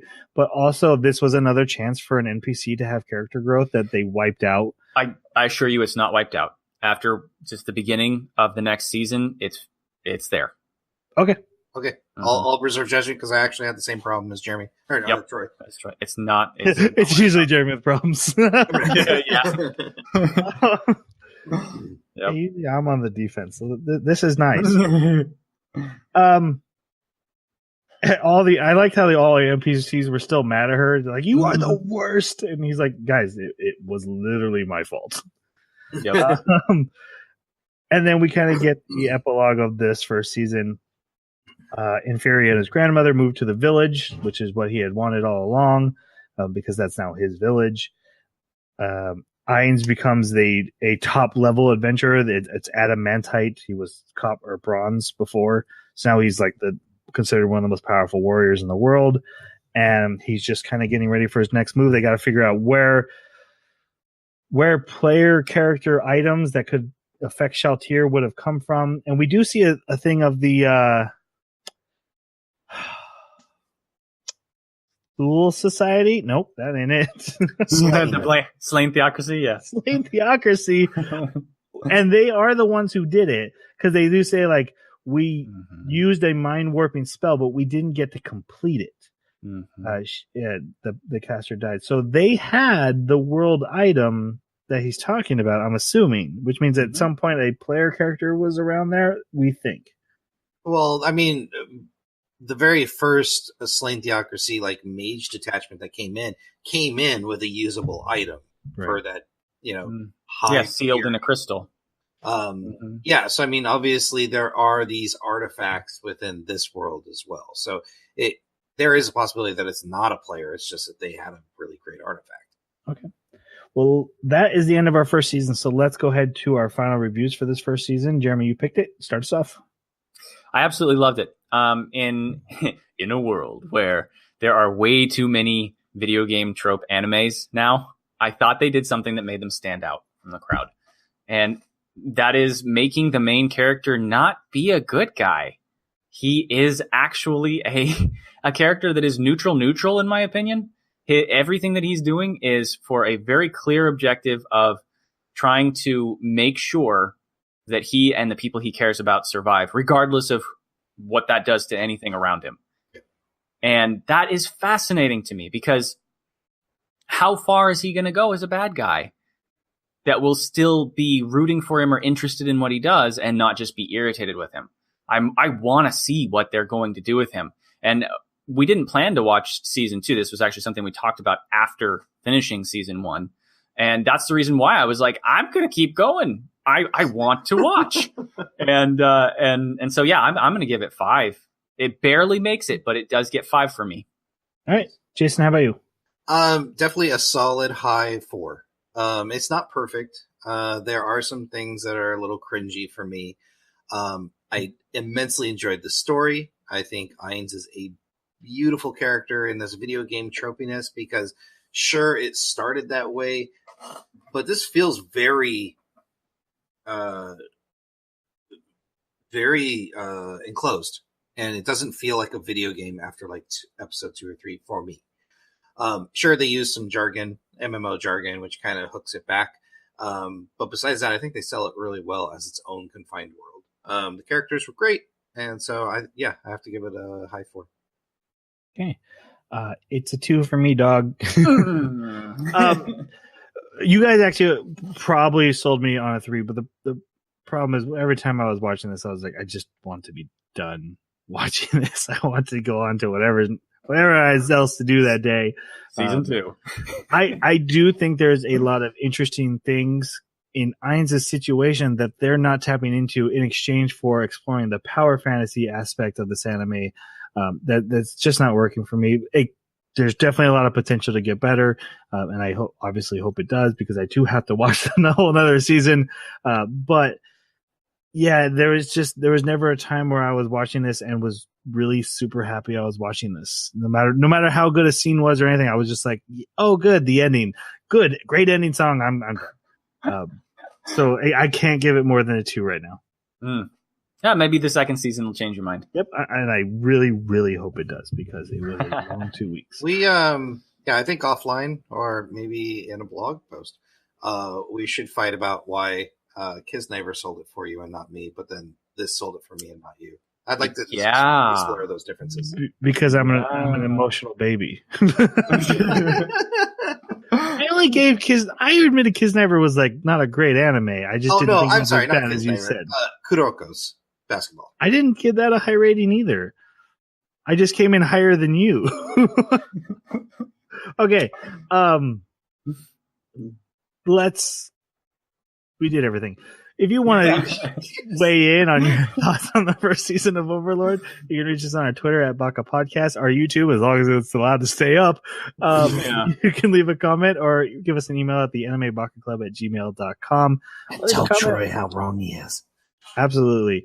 I actually went after I was done and looked at anime reviews. A lot of people love this. There are a few that didn't.